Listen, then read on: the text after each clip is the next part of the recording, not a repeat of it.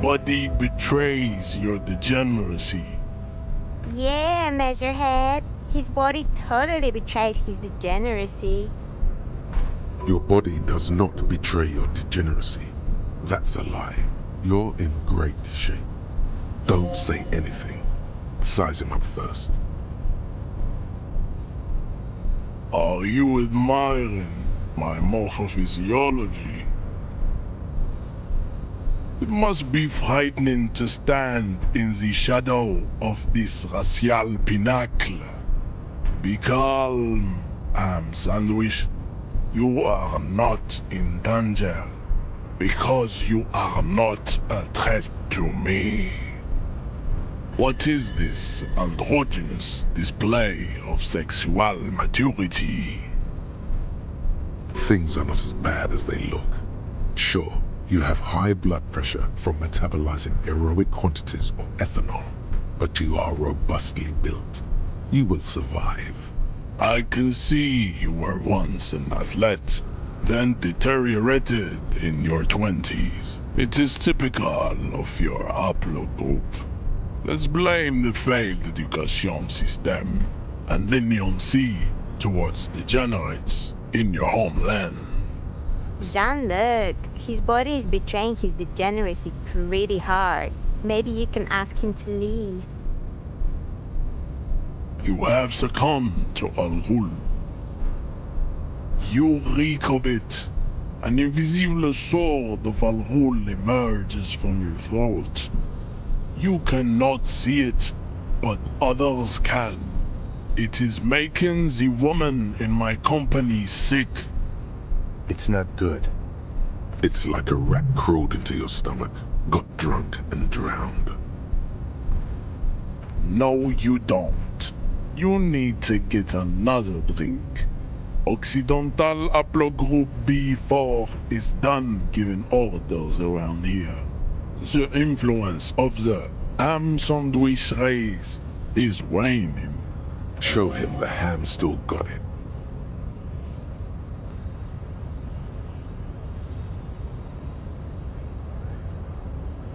Willingly calling yourself a ham sandwich, how far the Occidental Haplogroup has fallen.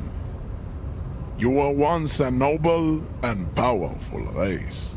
You gave the world eugenics, electricity, and powerful weapons of war like missiles and aerostatic aircraft. You made great gains in metallurgy, race theory, and statecraft. You dominated lesser cultures, like the deformed Hemians and the inexplicably potato-obsessed Khoikos. But now your ascent to the genetic summit has halted. You are obsessed with sadness and with frivolous pop culture. You will be superseded. Isn't that right, babe? It is, baby, yeah. You know it. There is a button right behind him, just out of reach. It must be the one that opens the door to the harbor.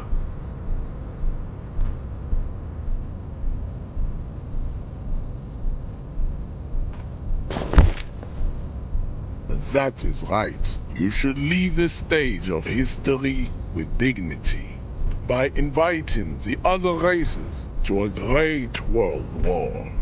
Bring your troops to the Simonine Islands and to Boogie Street and we will pulverize you.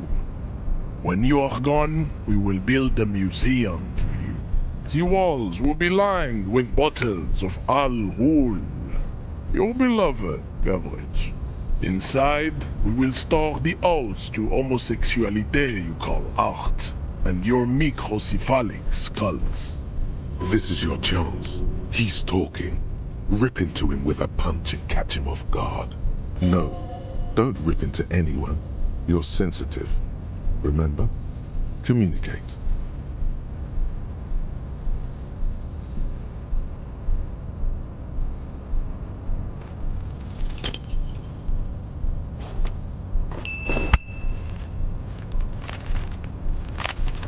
How did this happen?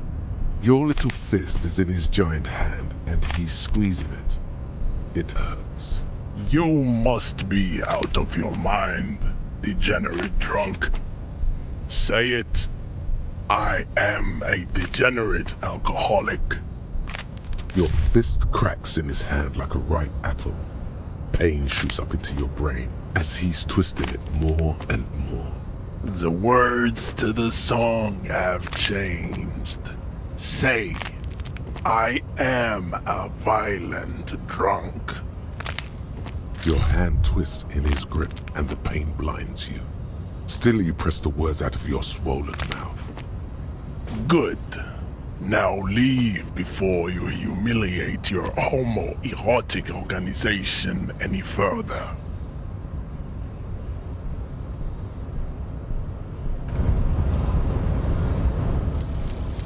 Jamais vu. Derealization. Jamais vu. The opposite of déjà vu.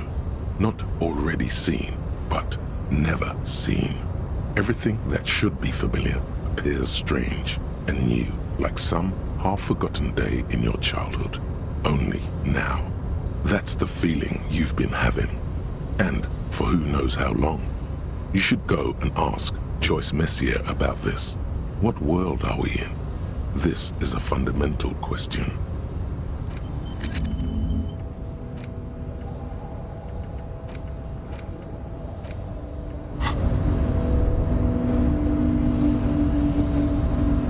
I'd appreciate it if you didn't force us into situations where I may have to shoot random civilians, because that won't get us anywhere. I'm not even sure the one bullet my chamber holds would even prick that Hulk.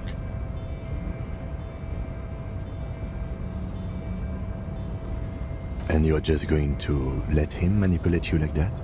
We're not here on some political quest. We are here to solve a crime. Don't make the situation any more volatile than it already is. We are not here on some political quest. The lieutenant groans, but doesn't say anything. That's right. You should do it again. It's the last thing you'll be expecting. It's clear you like the hard stuff, Bruta. Evening falls. The time has come to take the vow. The vows are blood and flesh. Lower intestine.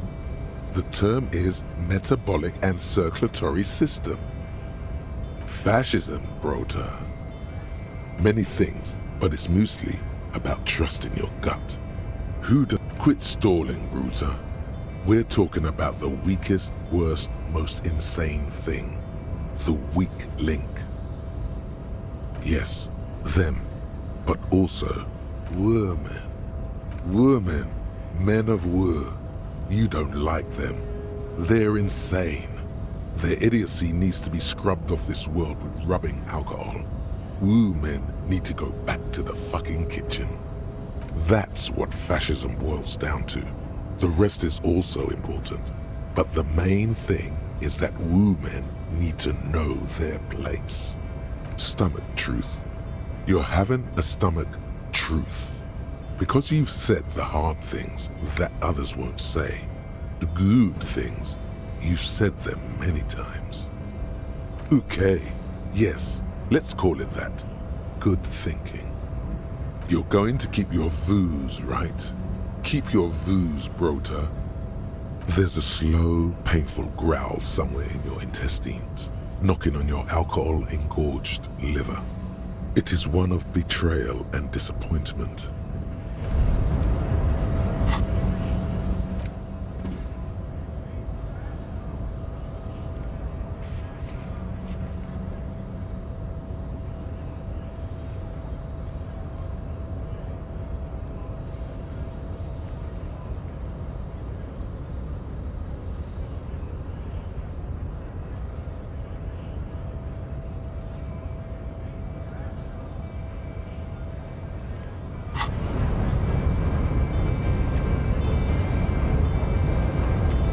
Your race descent has only worsened since I last saw you. You have really let yourself go. It has happened again. The Titan has your fist locked in his hand, and he's twisting it. Another fit of criminal rage. Who are you, in your own words? Good. Now go before you enter cardiac arrest. Please, stop doing this. You are making us look bad.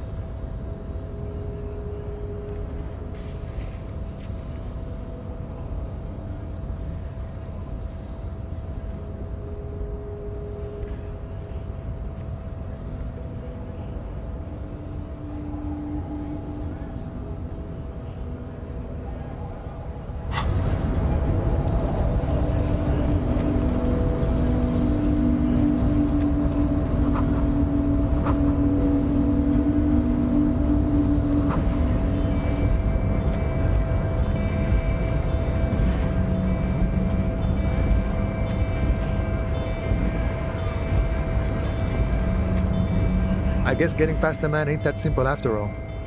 So, what now? Sorry. Busy surveying the situation. I'm sure you'll figure something out. You guys have all sorts of gadgets these days. Wiretapping, telescopic batons, futuristic circuit bending to infiltrate harbor machinery. Maybe you could even knock that Kowalson crane over using some remote controls. Or calling in tactical air support. You guys have air support, right? I get it. Hush hush about the secret technology. Something changes in his disposition. A merciful smile in the corner of his eye. All right, I may have some advice for you on how to deal with Jean-Luc there, out of solidarity to the RCM. It's low in technology, however. First, don't fight him, obviously. Second, get him to share his theory by being subordinate.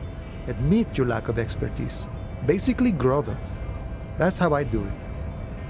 You're welcome. Maybe that would work. We'll have to see. Sure thing, my friend. I can help you out. The coin lands into your hand as if it has always belonged there. The swallow returns. Always glad to help out the RCM. Shame I can't do more. Things are meager at the moment due to... You know, the winter's fat is slowly running out and all. Still better than scabbing, though. Nothing to worry about, really. The jam's a bit of a mess, cargo can't get in or out. The rationing is a bit stricter is all. Supplies should last a strike, though. I'm always glad to help out when possible. Not like these slithering scabs.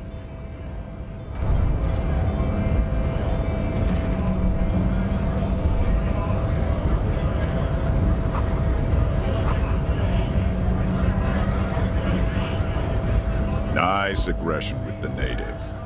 Don't let the chief fool you next time. You don't need to be that up in his face.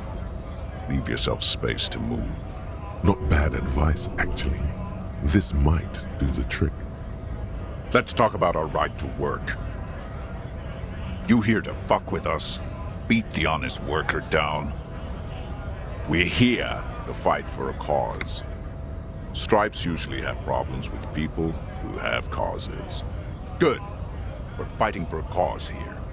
Right to work! Right to work! Besides, we're not that different. It helps if people see us talking, cops and strikebreakers together. Shows authorities are on our side. Build rights of people, rights of workers, to have gainful employment, to make a salary, and feed their families. Might be time. Don't let the fat bastards tread on you. Cops tend to side with the higher-ups, but you're essentially still workers. I don't trust cops, but I can see you understand the right to work! Maybe you should ask them the questions, like why we're not allowed to make a living here. Shame on you! We have families to feed, you piece of shit. So do we, Scab. Have fun. Union shits are on full strike. Don't think they're going to let you through the gates. You're trying to meet their fat boss. I know nothing about a murder. The mention of a killing sends a barely noticeable shiver of tenseness through him. What are you talking about? I'm not tense. Yes, he's tense and dangerous. Somewhere below it all. Right to work! It's shameful. Cops doing nothing. You should bring backup. Open up the gates for us. Blockading gainful employment for workers is a crime. We are not picking a side in this just yet, sir. Pity. Let us work! We were promised work. We'd be in there, working, if the bastards hadn't shut the gates. Main gate's locked. Would take heavy ordnance to bust it open. Could try to get in through the secretary's office. Door's locked. The guard's blocking the way to the access panel. And I don't mean the scrawny mess punk either. I mean head measurer. Or whatever he is. Why don't you go arrest them instead? I'm sure they've done plenty of criminal shit. They have that look. It would be better for the neighborhood if you went home, at least for now, if you can't get in anyway. No! They will give up eventually. Or get drunk. Leave the button unguarded. Then we charge.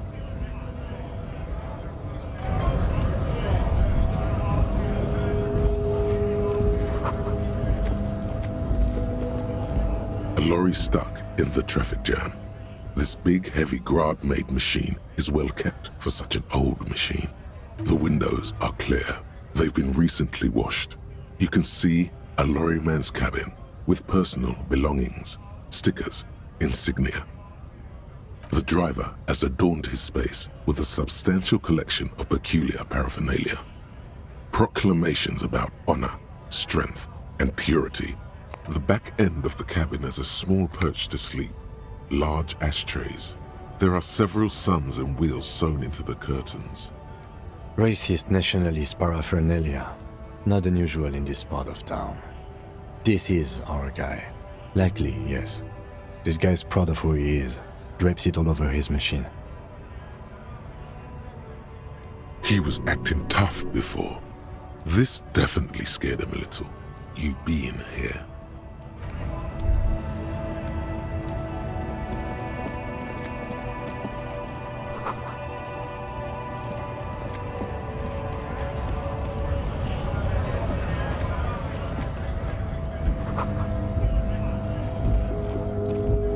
Looking for something?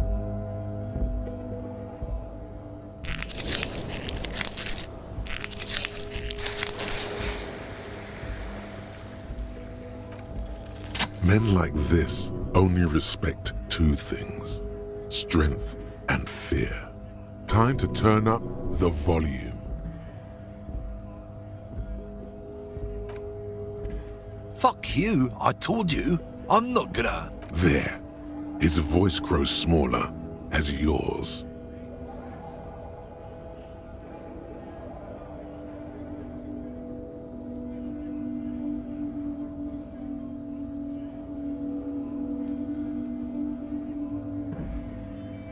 Look, fuck you, man. It's some lorry down there.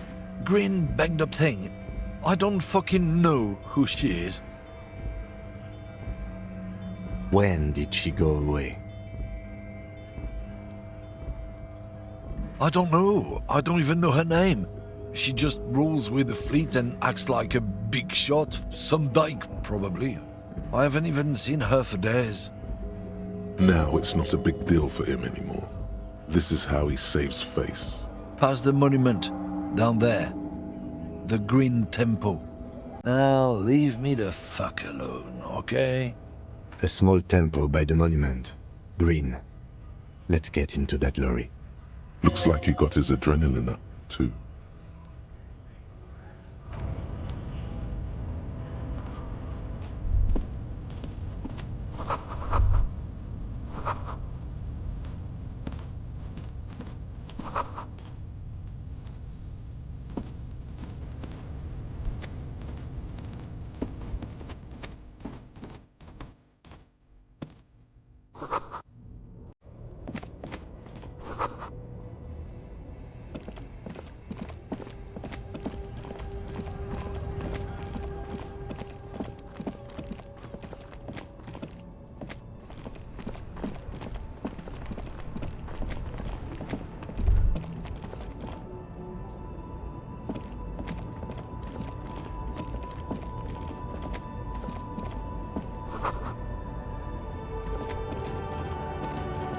This screen found, A to Z, contemporain, is parked in the shadow of the ruins looming overhead. It's seen better days. This must be the one he told us about, unless he was lying. The glass on the side windows is tinted and covered with dust. You can barely make out the shape of the seat and 2 steering levers. It feels like you're peeking into someone's home residence. Inside it's private, cozy, warm, dusty too. The door is locked. The handle looks shiny, like it's recently replaced. Use the pry bar to smash the window. Open it from the inside. This has been hard enough. No need to make it any harder. With a firm grip, you raise the pry bar, a glint of light catching on the tip. Call down the hammer of truth and justice. Release your secrets, lorry cabin. The window shatters and droplets of glass fly everywhere, shattering over the lorry floor and pavement. Subtle. The smell of cigarettes and perfume welcomes you. The cabin inside is plastered with old movie posters. Actresses smile from the walls. There's a radio transmitter in the front and a toolbox tucked under the driver's seat. Some tools lie scattered near the pedals. These are movie posters featuring starlets from long-forgotten films from the 20s, the teens, even the 90s of the last century. One of them particularly catches your eye, a centerfold of an ingenue attached right above the back seat. The actress is draped in a sheathed dress, one of her shoulders bared. The faded remains of an autograph run across the poster. She's looking past the camera. A feeling of tenderness washes over you. A longing even, perhaps. And gentle tragedy. Wait, doesn't she resemble someone you know? But you can't put your finger on whom. The actress is draped in a sheathed dress, one of her shoulders bared. The faded remains of an autograph run across the poster. She's a feeling of tenderness. Wait, doesn't she? The actresses and the rear actor all smile. Looks like the frequency dial is absent. It requires a key to work, but the key has been removed, likely by the missing lady driver. Strange. There are so many radio stations saved here. Must be over 100 at least. For contacting an entire fleet of lorrymen, for example. This is all shortwave, UW and UKV. Looks like we are dealing with an impressive organizational tool. The nerve center of a huge operation. With quite a range too. Doesn't look like it. It's completely inoperable without a dial key. The smell of 1,000 cigarettes, some dead actresses, and you wedge yourself under the steering wheel to get a better look. Seems like the few tools lying around here, a hammer, a pair of pliers, a rusty wrench, have been casually thrown there by the disorganized driver. But one odd detail does catch your eye. A piece of sandpaper has been glued to the throttle. Sandpaper adds extra grip. Sandpaper? A novel technique? The movie stars are still smiling from the walls. A metallic drawer slides out from the seat. It's empty, except for a folded newspaper. It's an issue of Périphérique from last Wednesday. A piece of paper falls out from its pages. It looks like an article ripped out from a radio enthusiast magazine. Complex mathematical equations explain the basics of something called the Ulan frequency system. These formulas look oddly painful. Maybe it's the hangover, but they give you a headache. The Ulan frequency system? I've never heard of that before. I know of FM, AM, UKV, but... The pull-out toolbox slides back into its nest. You close the rusty old lorry door. Great. I think we got everything. A word, detective? Before we return to Joyce? All right, we've finished here. Let's quickly debrief and go over what we found, so we don't do it in front of the company rep. Honestly, I'm quite worried by what we've seen so far. The evidence seems to point to a rather extensive and well-organized operation. I'm especially intrigued by that radio transmitter, particularly the sheer number of stations it can connect. Looks like this alleged drug trade casts a wide net. I'm not sure what the ULAN frequencies are all about, but they may hold some significance. Perhaps it's a better way to connect between fleets while avoiding frequency bleed, or maybe it's used to tap into RCM networks. Listening in on your calls between you and your station, a worrying prospect. We didn't find anything conclusive linking them to the smuggling operation. But somehow, I doubt that Everard Clare would be oblivious to something like this happening right under his nose. My suggestion is, we use it against the Union in any way we can, to our own ends.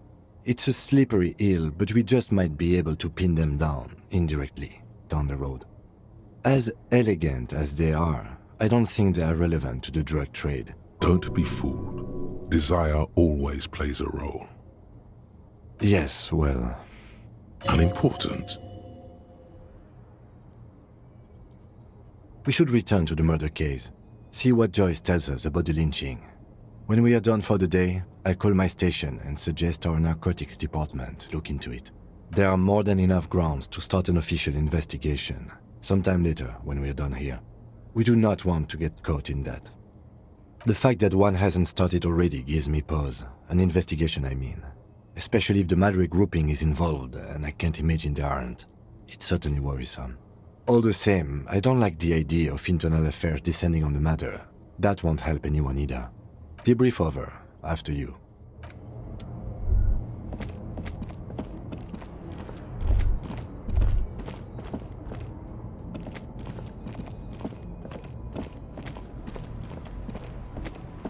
I saw you poking around in Lady Driver's lorry. She in trouble? Still better than me, I guess. Told you there's plenty of others who'd tell on her. But, is she in trouble? It's that bad. Man, what should I do? What should I do to help her? Damn. I always warned her to watch herself. Man. Nothing to do now, I guess. Maybe I should just keep my head down and work on my rhymes while I can. Oh, you know. Tommy Leham's gonna be a musician.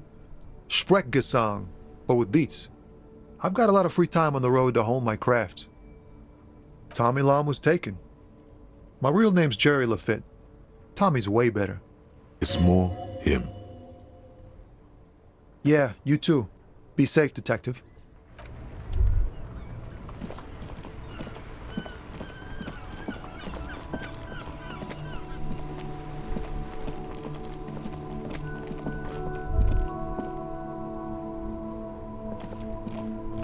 This Post Lavantorie mail collection box has been heavily vandalized with graffito. A closer inspection reveals 2 bullet holes in the...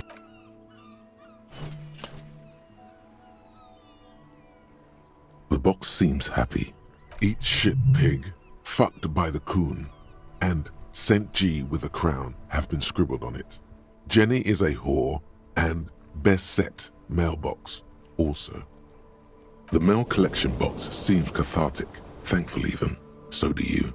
You shudder, then you swallow, and then suddenly you see it. Over all the other graffitos, someone has, using the tip of a very sharp knife, cut the words, Revachol forever.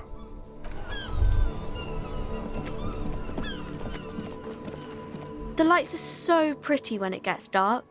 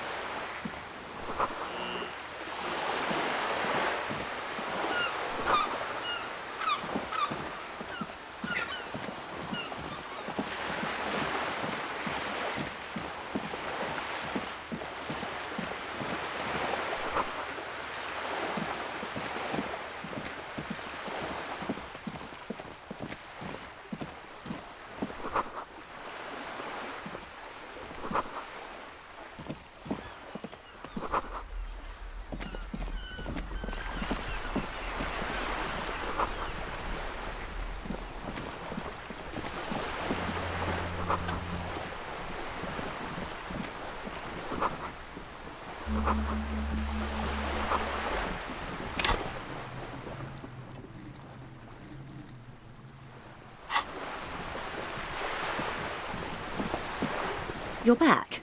Good. What can I help you with? Yes, my eyes on the harbour have sent word to that effect.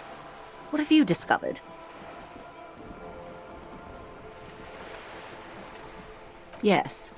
And will you start an official investigation? The lieutenant is about to interject. Cut him off. This decision should be yours. If there is an investigation, it will be part of an ongoing operation, subject to confidentiality. I am sure you understand. Of course, detectives. In any case, you've held up your end of our arrangement. I trust you with the rest. Now it's my turn. I wouldn't normally break protocol like this, but the situation demands it. If you don't solve this murder, I'm afraid we may have a bloodbath on our hands. The words bloodbath sound cold in her mouth. They taste of iron and strawberries. I have an indirect role to play, I'm sad to say. My employer experienced a momentary lapse of faith in me. In that moment, they elected to deploy a private military contractor as an insurance measure. They called it my security detail. They were dispatched after I relayed the union's initial offer. Every worker... A member of the board. I tried to convince my employer it was simply a piece of rhetoric, or a joke. They did not appreciate the humor. Absolutely not. These mercenaries are muscle, pure and simple. They are meant to intimidate the Union into surrendering. Who are they, exactly? Crenell, an Oranese military company. As far as I know, 3 arrived in Martinez. They report to me sporadically, but they do not answer to me. To be frank, our relationship is deteriorating. They wear ceramic armor, have semi-automatic weapons, and years of combat experience. They also have trauma and stressor disorder, and no idea how to conduct themselves in an urban civilian environment. So, what happened? The story is, one of them, the colonel, I don't know his real name, sexually assaulted a local woman while he was drunk and separated from his unit. This allowed some of the more militant Union members to subdue him. He was taken out behind the whirling in rags and lynched last Sunday night. Nothing. Mr. Clare refuses to let me into the harbour. I have not been able to discuss this matter with anyone there. The remaining 2 Crenell contractors carry out their orders, for now. It's a smokescreen.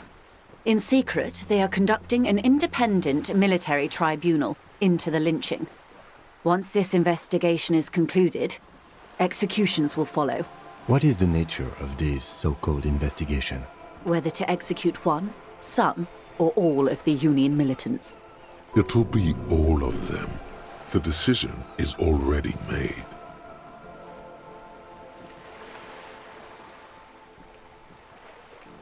It's not good, no.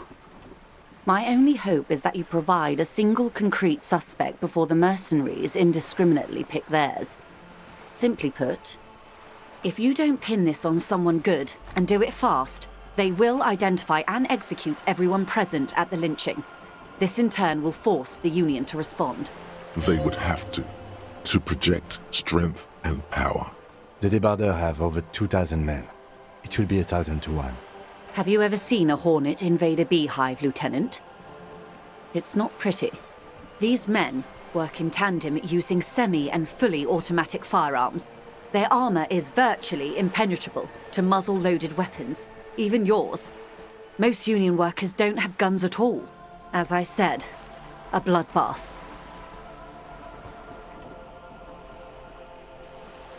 It doesn't have to be like this. Nameless, badgeless officer of the citizens' militia. One single concrete suspect delivered into civil court, and I may be able to defuse this situation.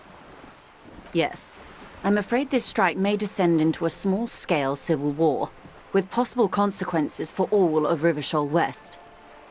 Since you are sharing, man, this is also the RCM's worst-case scenario. Then we're on the same page, as grim as it may be. Not much. Their public resume is relatively good, as far as private military contractors go. I believe they were once called Downwell. Down a deep, black well.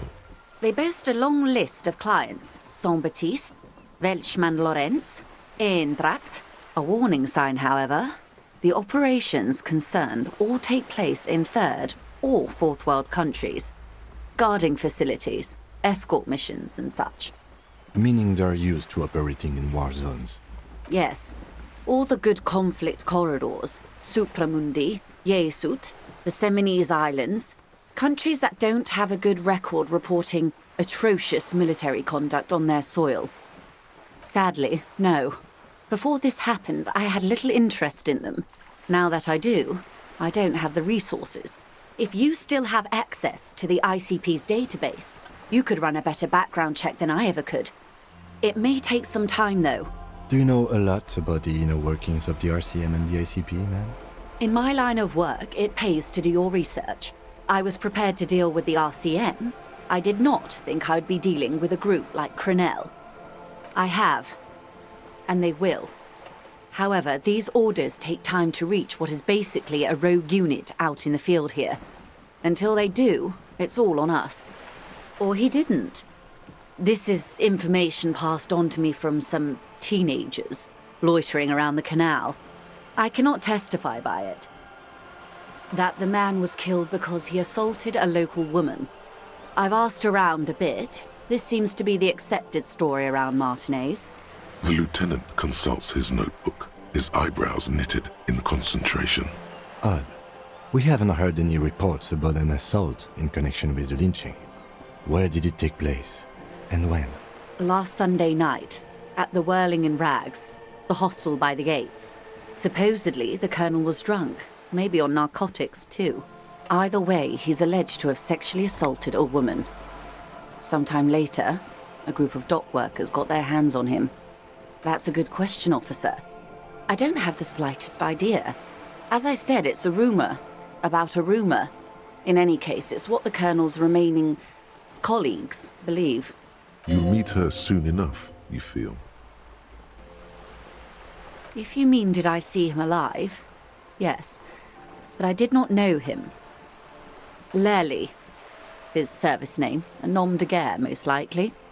He wouldn't divulge his full name. Only one of them did. A bad sign if there ever was one.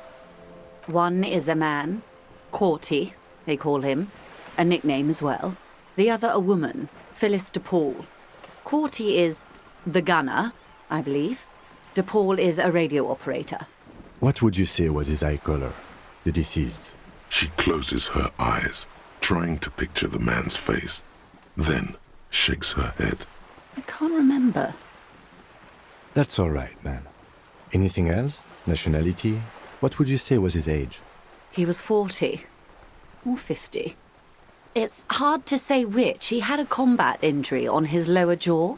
It made it difficult to estimate his age, or gauge his facial expressions. What else? Nationality? Accent? He was, Occidental, I think. Light brown hair, a mixed accent, Oranese, or Messinian, maybe. His injury gave him an accent all his own. In a way, it was humanizing. He had to learn to speak through it, through the injury. That's all I know, I guess. I only met him once. They've gone to ground, as it were. I don't recommend seeking them out. For one, they're almost certainly armed to the teeth. They don't have the same respect for the Revachol citizens' militia as I do. To put it bluntly, they think you're vigilantes. Ghetto savages. It will not be a fruitful meeting. Vigilantes.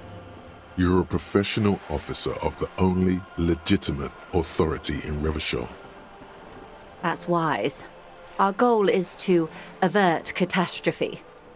Besides, you're likely to encounter them sooner or later. Until the executions start? Truthfully, I don't know. It depends on their progress identifying the members of the lynch mob, and their impatience. They don't report their progress to you? Not on this matter.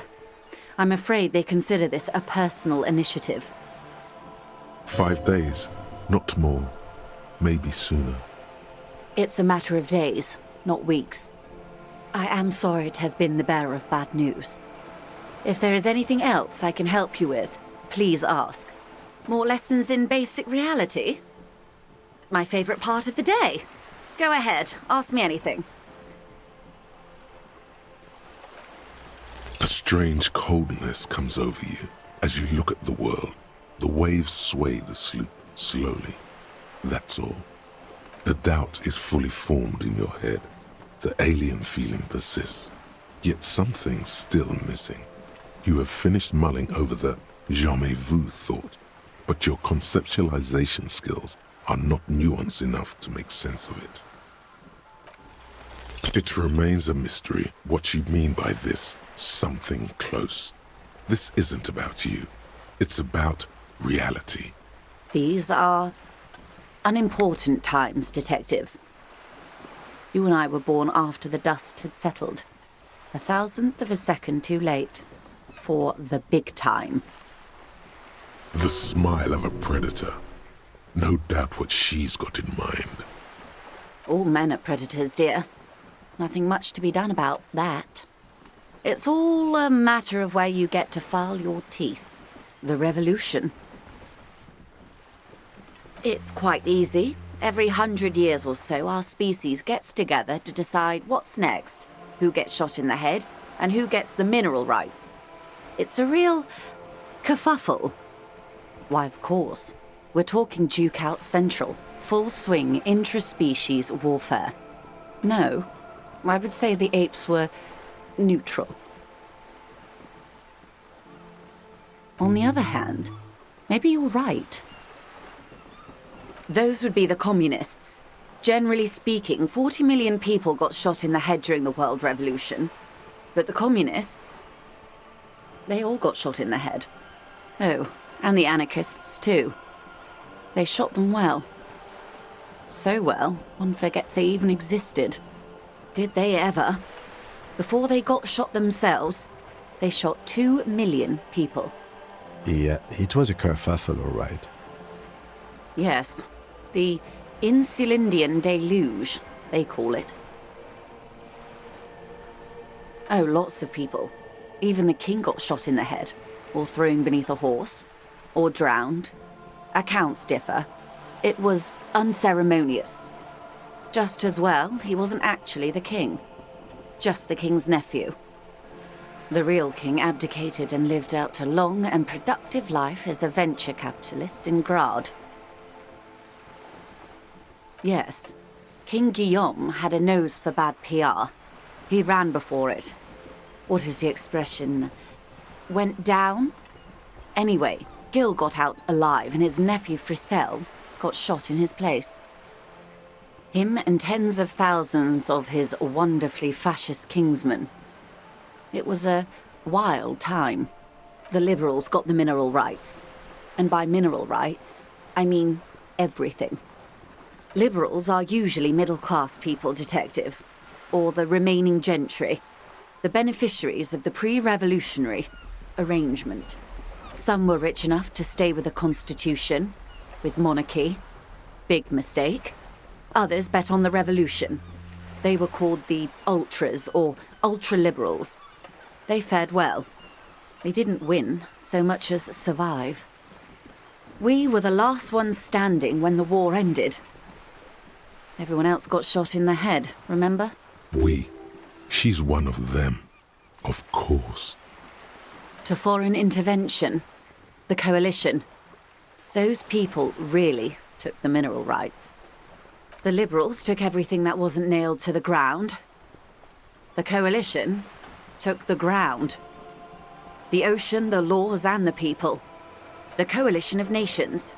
Grad, Mesk, Vesper, Messina, Oranje, and Sur-le-Clay, the armed center of the world. They landed here and ended the revolution. It was the moralist thing to do. There is bitterness in her voice, tempered with understanding. She is critical, but ultimately understands the cause. The moralists believe in keeping everything exactly the way it is. They believe in mineral rights, and not shooting people in the head. At least not in the same manner and volume as the others do. They are the long-standing provisional rulers of Revachol now, the coalition government. The rulers of Revachol, and also the world. These guys are strong. This is their zone of control. they embolden the RCM with crumbs of the same law they took. Technically speaking, you are a moralist. Of course. Not easy to be moderate about head shooting in your line of work. The turn of the century revolution? Don't answer it. It's a trick question. The revolution began in '02 on the Isla of Grad, though by the end nearly the whole world had gotten involved. It wasn't a who, but a what. A pandemic of Zarat, a particularly virulent prion disease, which the authorities in Grad proved unable to contain. Then Mazov came along and overthrew the government. It made people overthrow their governments. Of course not. It was a highly infectious microorganism that destroyed brain tissue. The actual causes of the revolution were material. The pandemic only provided the spark. From Revachol and Grad? Not far. The world managed to cauterize itself. Mazov's government was overthrown in '08, and the coalition crushed the Revachol commune 2 years later. It was the end. Why? You and I, officer. Our lives in the zone of control. Something tells you her life and yours are not that similar. Maybe it's because she has a boat and you have that necktie? A pair of pants? A city-state divided into free market zones under the everlasting interregnum of the Coalition of Nations. And you, of course, the citizens' militia. The clatter of typewriter keys fills the main hall of the reappropriated silk mill. Precinct 41.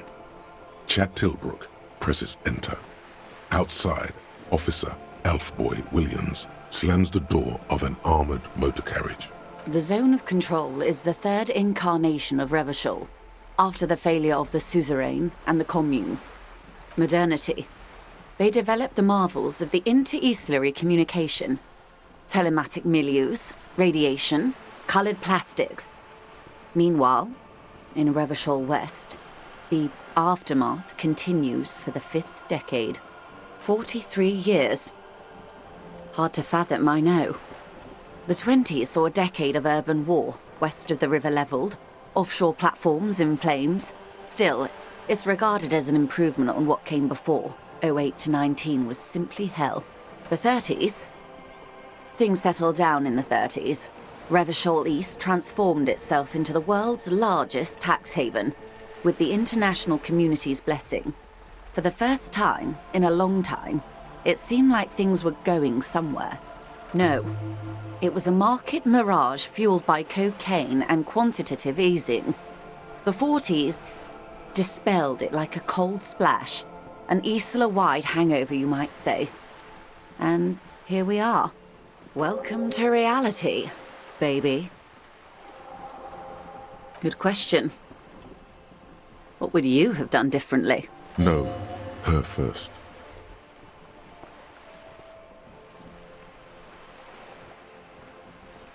And you would have died, most likely. Not far from here. Maybe even right here, during the beachhead, defending the coast the day the Coalition took the city. The cold runs down your spine. She gestures toward the waters. The wind stops. There is silence on the dark water of the Martinez Inlet. No, almost certainly. The commune would have forced you. Such was the fate of the undecided. They are what they are. Who knows? An afterbloom may yet come. Anyway, enough sentimentality. Is there anything else you want to know? Not so fast. Who is she in all this? Ask her who she is. She owes you an answer. Glad to have been of assistance.